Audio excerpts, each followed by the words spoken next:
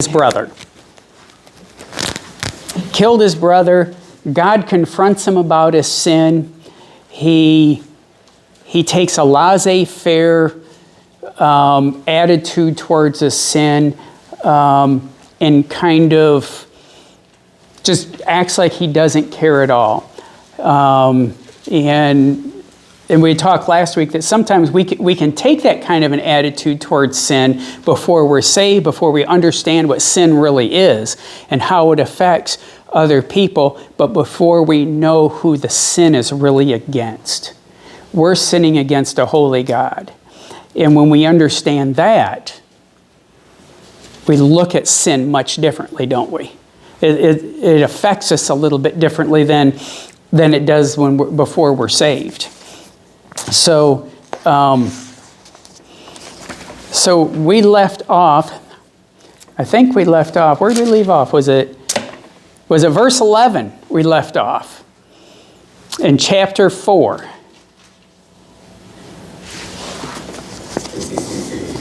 Is everybody ready?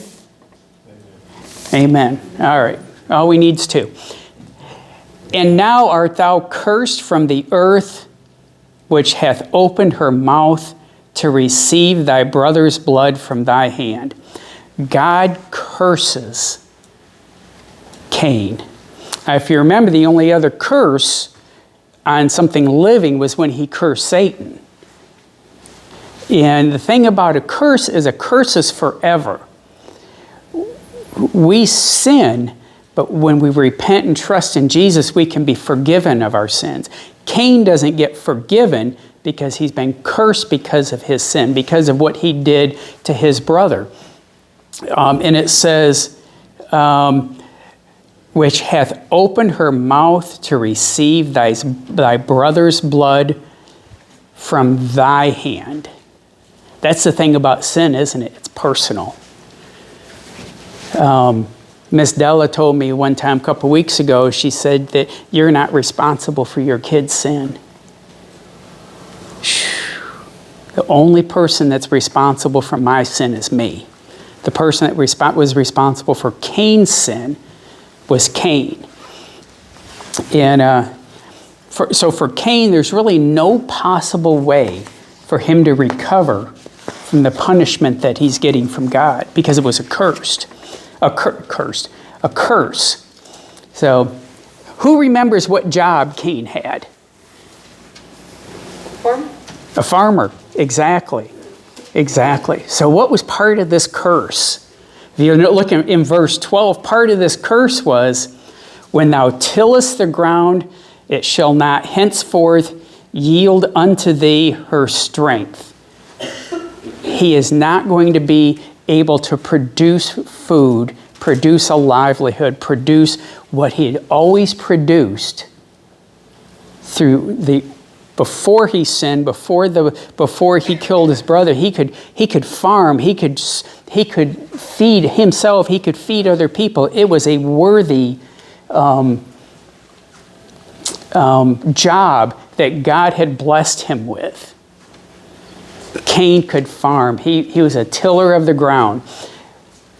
But because God says, it shall not henceforth yield unto thee her strength, that last part of that sentence, a fugitive and a vagabond shalt thou be in the earth.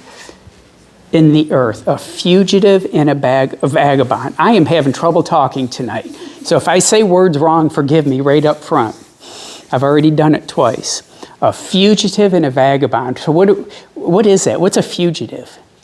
Somebody that's running. Somebody that's running. Somebody that's always on the move. Somebody that can't stay in one place. What about a vagabond? Mine says homeless wanderer. A homeless wanderer. Oh, I like that. One of the words I wrote down, it's later on in my notes, was, what would we call somebody that's a fugitive and a vagabond? I wrote down homeless. A homeless wanderer. He was cursed that he wouldn't have a home because he had no place that could grow food. So he was a fugitive, a vagabond. He went from place to place. The only thing he could do to survive was go to place to try to find the things that he needed to survive. I like that, a homeless wanderer. Not just a wanderer.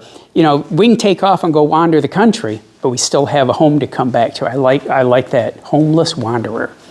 That's a great explanation. I wrote down, he can't feed himself. He has no place to live. He can't feed anybody else. He can't be a help to his community. There's nothing that he can do. He knows how to farm. The skill he once had. The skill, exactly. The skill he once had, the earth wasn't going to respond to it. He still has the skill, the knowledge, but the earth isn't going to give him the fruits of his labor. Whew, man, that's tough. That's tough. Verse 13. And I really like verse 13 because this is a Cain response. And Cain said unto the Lord, my punishment is greater than I can bear. What do you think? Oh, woe is me. Mm-hmm. Did you hear him say anything about, did you hear him repent for what he did? No. Did you hear, oh, Lord, I'm sorry. Mm-hmm. I messed up. Oh, geez, I loved my brother, but I was mad and I killed him. There was no repentance. There was no bad feelings. The only thing he felt bad about was he has no place to go. Have you ever known anybody that the only reason they felt bad is because they got caught? Have you ever been that person? Guilty. Oh. But we've said it, they only feel bad because they got caught. If they hadn't got caught, they'd have never felt bad. They'd have never apologized. They'd have never changed if they hadn't have gotten caught. Oh, gosh. I've been there. We've all been there in some way or another. Oh, it's my sister's fault. I didn't do it. Oh, and that's what he's saying to God. He says, my punishment is greater than I can bear. What you're doing to me is worse than what I did. It's more than I can bear. Can you imagine telling God, the person that is the only person holy enough to hand out a punishment, my punishment's wrong? Whatever God gives us for a punishment, it's justly deserved.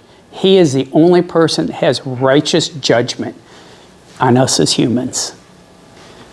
Nobody else does. Only God has righteous judgment.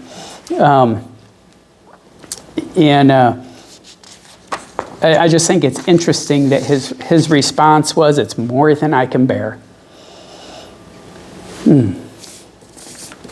If you've had kids and you've grounded them for a couple of weeks, does anybody here ground when their kids were young? Yeah, I never got grounded. My punishment was swift, it was severe, and it was over. And then I went about my way. So, but grounding is one of those things that's really tough on, like an 8 or 9 years. I don't know about girls, but an 8 or 9 year old boy who's very active, being grounded is like having your arm cut off. It's about the worst thing you can do. And then you start complaining to mom. Oh, mom, come on, that's all. I can't do that. Now it's take away the technology. Now it's take away the technology. How can you do that to me? Yeah, and that's Cain's response. How can you do it to me? My punishment is greater. He didn't compare it to what he had done, though. No. Was it fair for what he had done? See, there's the difference. He should have lost his life. He should have lost his life, yeah. But he didn't look at that. Yeah, when you get to when God brings the people out of Egypt, that is the punishment for murder. Yes. So, but when you look at it that way, it seems kind of a reasonable punishment. Minor punishment, exactly. Verse 14, and he starts pleading his case with God here. Behold, thou hast driven me out this day from the face of the earth, and from thy face shall I be hid. He didn't drive them off the face of the earth. Did you catch that? He drove them out of the land. The earth isn't going to provide for him anymore. But he didn't drive them off the earth. He drove them away from the area where he lived, from his family. That his punishment is to be a fugitive and a vagabond. From, Vanished. pardon me? Vanished. Banished. Yeah. It means he can't come back. He can't come back. Yeah. If you've ever seen that in a movie, someone gets banished, they always come back, don't they, James? They always come back and want revenge. Oh. They want to return. They want to return, exactly. Oh.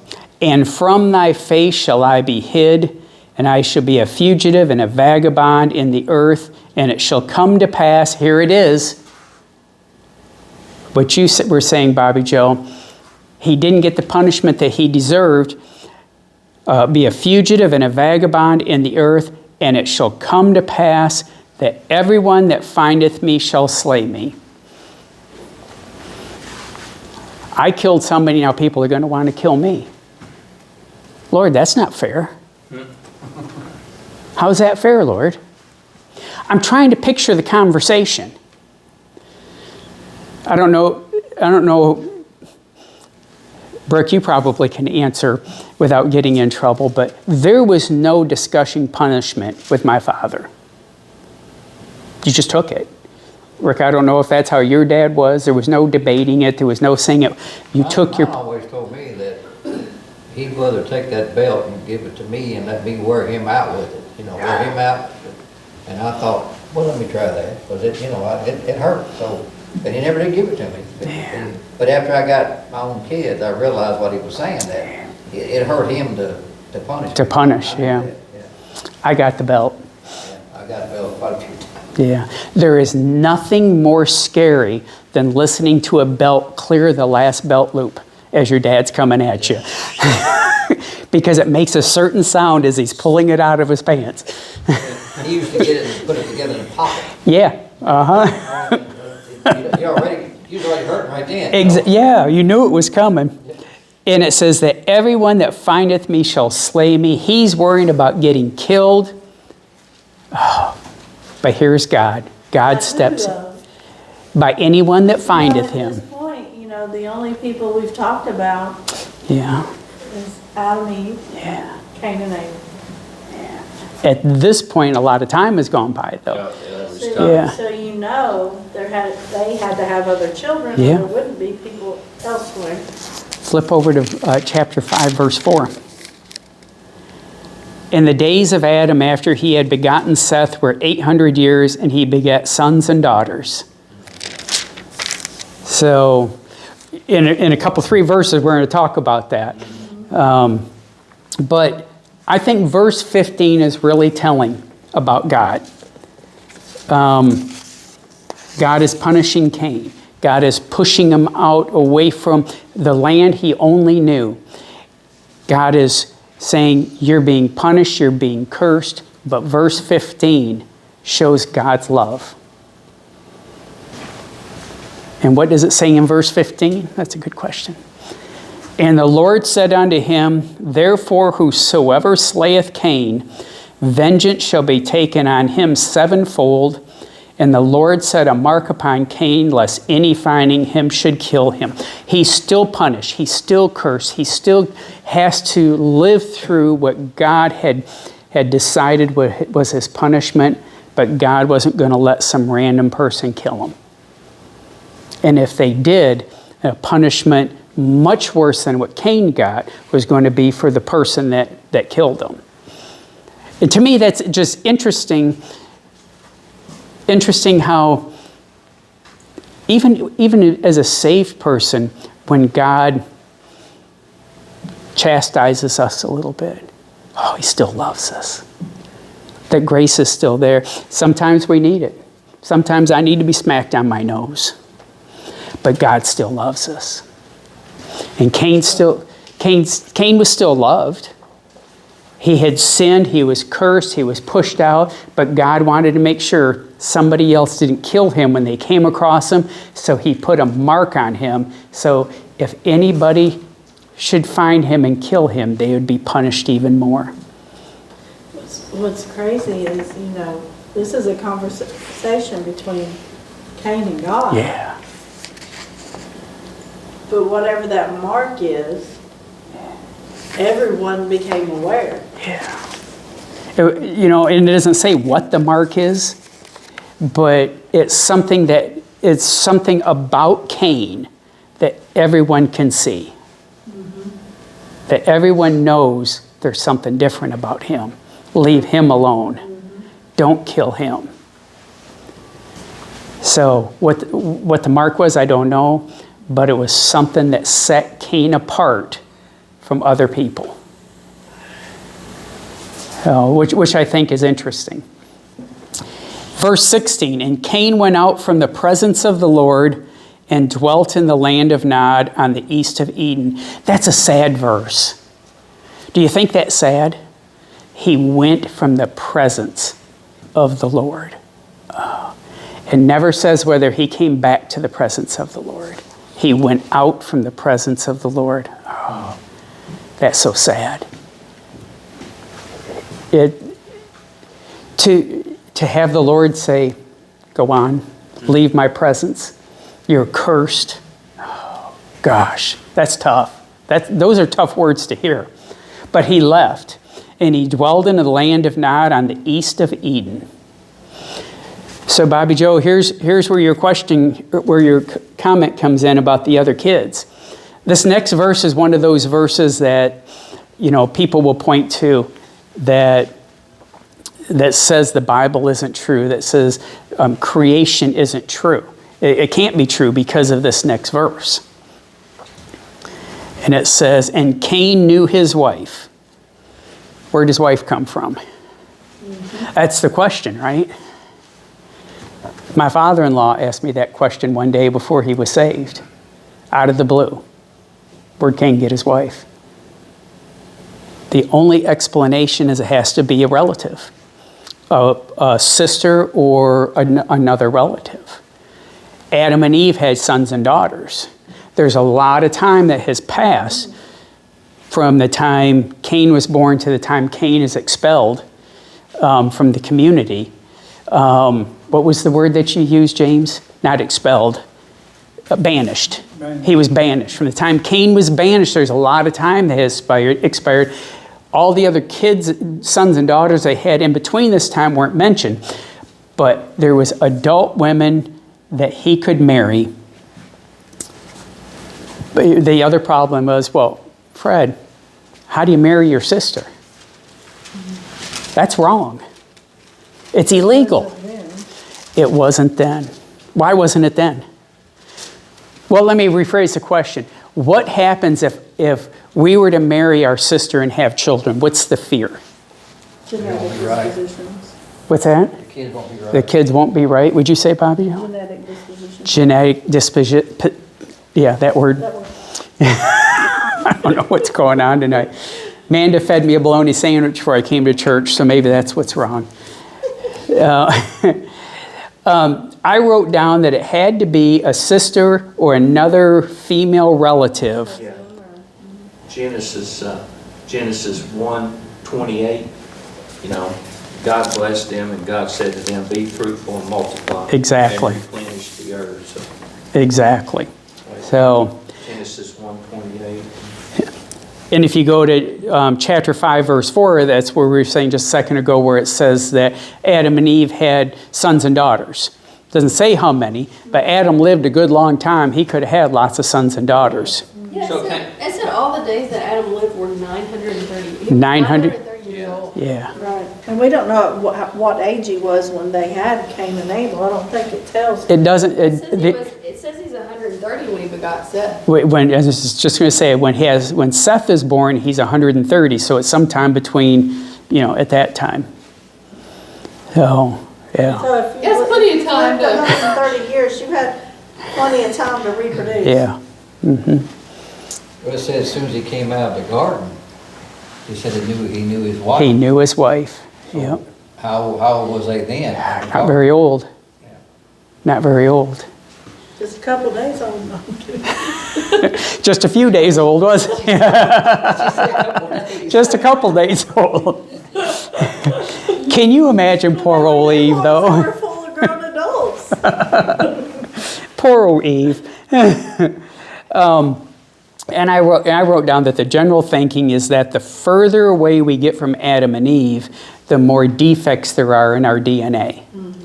So it wasn't until they left Egypt that they got the law that they couldn't marry somebody close to them, a sister, or I can't remember exactly what it says now, but one of them's a sister. It may even be a first cousin or something like that. I'd have to look that up. But it was at that point where there was enough distance from Adam and Eve that they couldn't marry a close relative like that anymore. So the only people they had to marry at this point in time was close relatives. So, let's see, in verse 18 it says, and Enoch was born, and unto Enoch, I forgot the rest of verse 17, and Cain knew his wife, and she conceived and bare Enoch, and he builded a city, and called the name of the city after his son Enoch. Cain built a city? So he had enough skills to build a city, but he still was a wanderer. He still couldn't settle down. He couldn't. He gave up farming and started construction. Started construction, yep.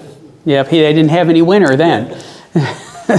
So, in verse 18 it says, and unto Enoch was born Irad, and Irad begat Mehujael, and Mehujael begat Methuselah, and Methuselah begat Lamech. If you flip over, I try to add up the years involved there. If you flip over to chapter 5 verses, and next couple of weeks we'll look at this, but it talks about how many years were in between. It says, Seth was 105 years old before he begat Enos. Methuselah was 187 when he had Lamech. Yeah. At the creation museum, there's a chart, and I think we've got a picture here somewhere of that chart where we went up, we took a picture of it. So you could add up the years. It added it up for you. It showed that was his backing. Yeah. How old the earth was. Yeah, and it takes some work to lay that all out. Yeah. So, but I added up when Methuselah begat Lamech, that's 7 Adam lived 800 years, after he had Seth. and he had other sons and daughters. Adam lived 930 years. Yep. And then he died. Yeah. So in verse 18 it says when Methuselah begat Lamech, I counted it up as 7 generations from Adam to Lamech. And the way I added it up as 517 years from Adam to Lamech, is how I added it up. Which is interesting. That means 7 generations later, Adam got to know his great-great-great-great-great-grandson. Isn't that interesting? Yeah. That to me, that's really interesting. So, in verse 19 it says, and Lamech took unto him 2 wives. The name of one was Adah, and the name of the other was Zillah. This is the first mention of polygamy in the Bible. James, I don't want 2 wives. No. No, thank you. No, thank you. Why would you want to? It's hard not to take care of one. Yeah, be careful, James. I'm being cautious here of what I say. Manda has Facebook. So I have to be cautious of what I say. But what you say is that I've only got so much love that I can spread around. That's what I have. I'm saving it all for one wife. Thank you, Rick. I'm going to go home and tell my wife that. That's right. Yeah. Well, it's on video, so she'll be That's able to right. see. Yep. Let me turn this video off and I'll tell you what I think. But what's interesting is the change in the attitude towards sin the further we get away from Adam. Lamech takes two wives, the first polygamy. The study book that I look at talks about the number 7 means perfection in the Bible from the 7 days of creation. But it took 7 generations to perfect sin. And I thought it was interesting that the guy pointed to this spot as the perfecting of sin by the polygamy. I don't know what else they were involved in, but once you go down that road, once you take off down that path, it's easy to go further and further and further and further. I don't know that it could have got worse than Cain killing his brother.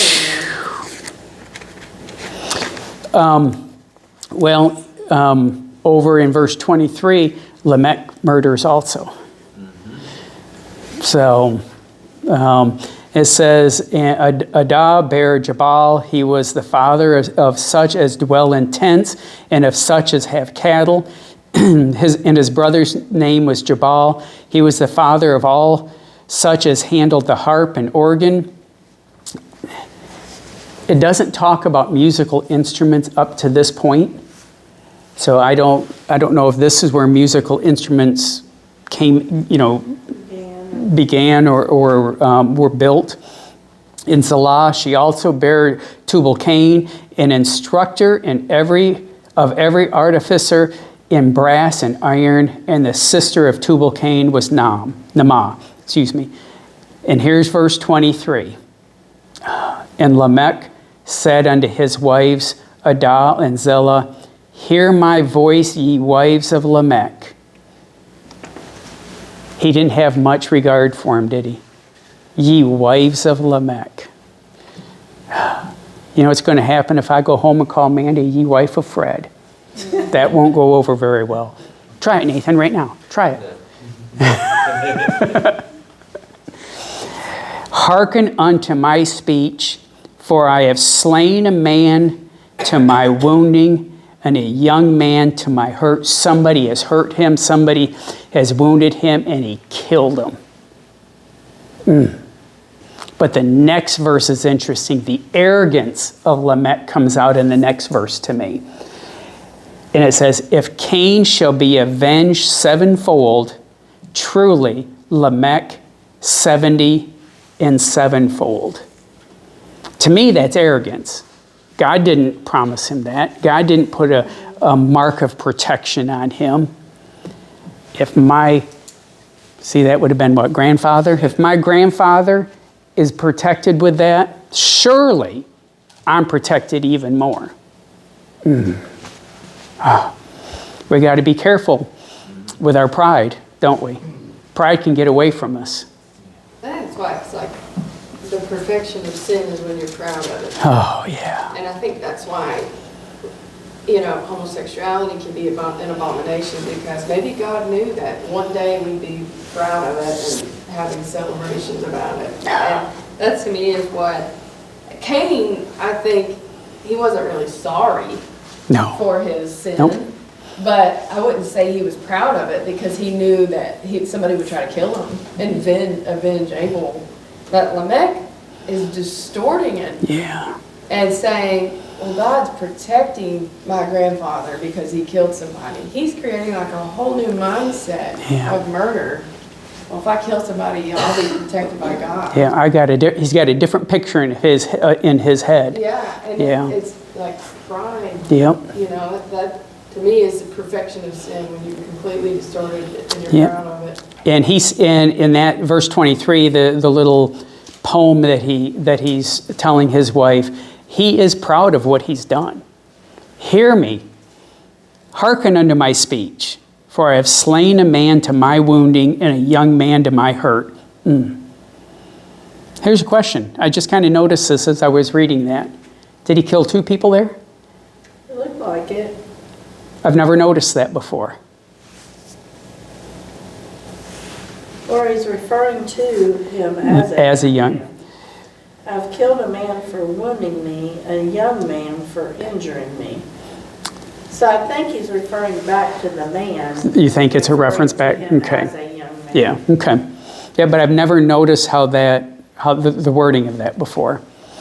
So, the next two verses to me are really cool, especially verse 26. In verse 25 it says, "And Adam knew his wife again, and she bare a son, and called his name Seth. For God," she said, "hath appointed me another seed instead of Abel, whom Cain slew."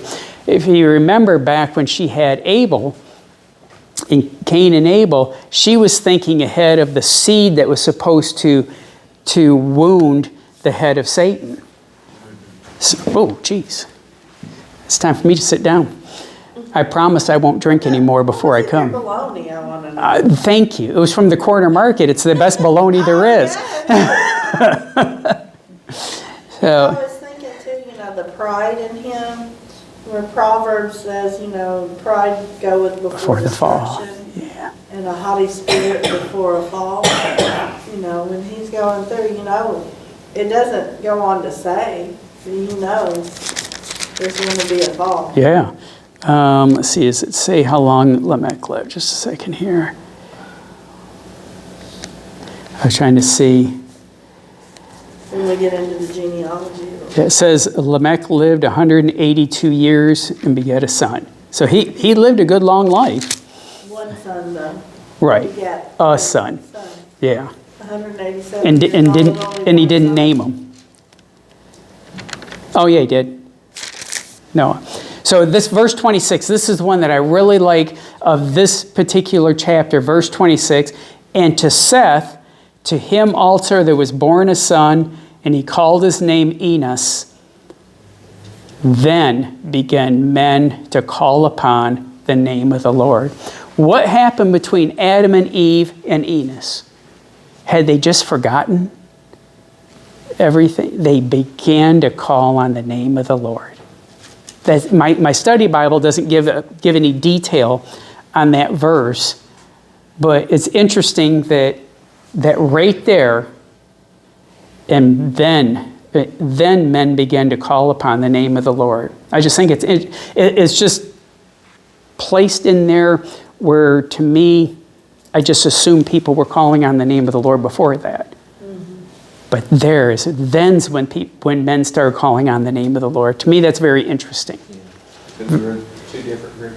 Two different groups. So, any thoughts, comments, complaints?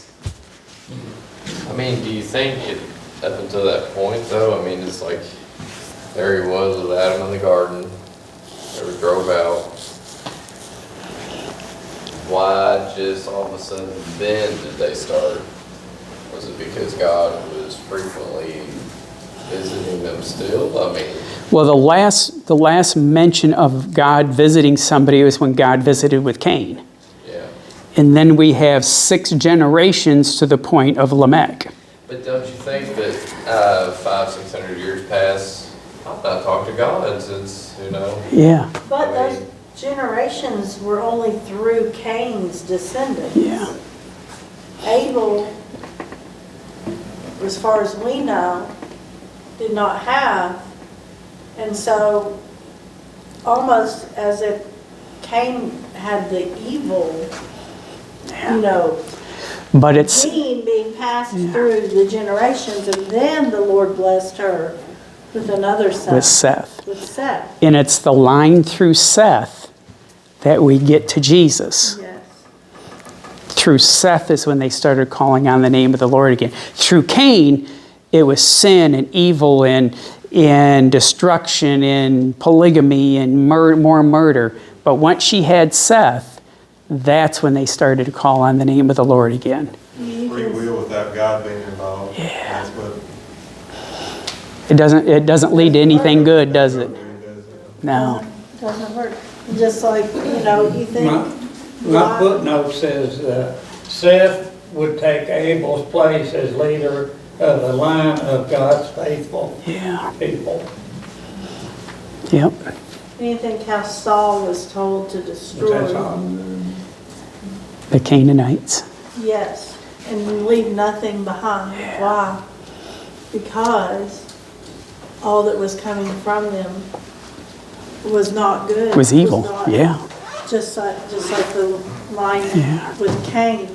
So they had to have another Yep. male figure to pass that seed down to have the genealogy for Jesus. to It's come from. it's interesting. You didn't want to have that Yeah. genealogy coming from Cain. Yeah. Didn't Enoch come from Cain though? Right.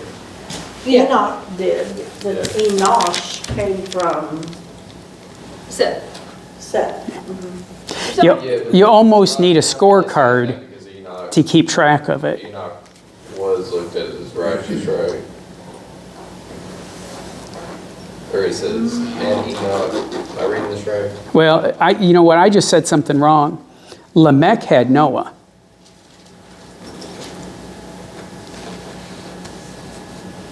Chapter 5, verse 30. And Lamech lived after he begat Noah 595 years and begat sons and daughters.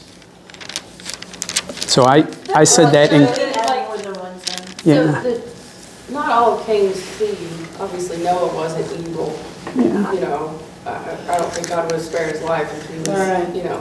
Because that's what threw me off, because it says, then men began to call on the name of the Lord. Well, the only other men that existed were of Cain's seed, I had thought. Well, Maybe not. but Lamech didn't have Noah until he was 595 years old. Right, but when Seth bore Enosh, Right. it said, then men began to call on the name of the Lord. Yeah. What men? Is it the men that had already existed, that were already alive? Were they of Cain's seed, those men? Not all of them, because Cain had a wife, and that wife wasn't from his own seed. Yeah. So they had Adam and Eve had other children, it just Yeah. doesn't talk about them. My study Bible only says, and it is significant that they know the name of Yahweh before the events of Exodus 6:3. The liberal interpretation says they learned the name for the first time during the Exodus period. So let me do a little research into that. Because that's interesting. You know, my commentary also says, like, Enosh's name means humanity. And in a very real sense, Enosh's birth marks a new and brighter beginning for humanity, as men now began to call on the name of the Lord. And it says, this Yahweh, God's personal name, and it quotes Exodus 6:3. Yeah. Like you said, so mine's cross-referencing it to that. Yeah, Yeah. people live so long, some of those ones that were mentioned there could have started calling on the Lord too. Well, I mean, yeah. you know, Cain's, some of his other ones, his other descendants and on that side, everybody, you know, a lot of people They started. could have said, this isn't working. Yeah. Yes, could have. Something's wrong here. But what's interesting, it doesn't seemingly take too long, you know, man's wickedness takes over, and then Noah starts building the ark. So, I mean, Yeah, a few pages is all it is. how many men Yeah. were even calling on God Yeah. at that point? I mean, you know, It's like somebody looked at themselves and God spoke to them and, hey, you need a preacher. And it was interesting during Noah's time that he was the only one that God found righteous. yeah. Everybody else, he found nobody else. So, boy, you can get so deep into Genesis and go in so many. Brother Bill? Wasn't it Elijah, I think, that thought he was the only one still left alive, and God said, I got 7,000 others that haven't bowed the knee to Yep. Baal. So you know, and kind of like one of the comments that Brother Ryan made quite a bit when we were going through some, especially Exodus. God's always got his remnant. He's always got his people, you know, and like Scripture says about Noah. Noah found grace in the eyes of the Lord. Yep. So God's always got his people. We don't always hear about it, but he's got them. Yeah. And for Noah, there was 8. Sis? I was just wondering, you know, it said that when Cain knew his wife, she bare Enoch. But then chapter 5 starts with the generations of Seth. And it goes on down until Jared lived and Jared lived 162 years and begat Enoch. What if that was a different Enoch? Yeah, it would have to be. Enoch, the young Enoch.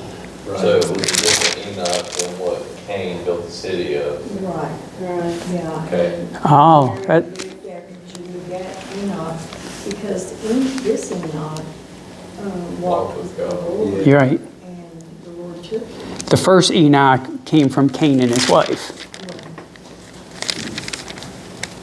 I never seen it. I had never paid it. I have always read that was the same Enoch.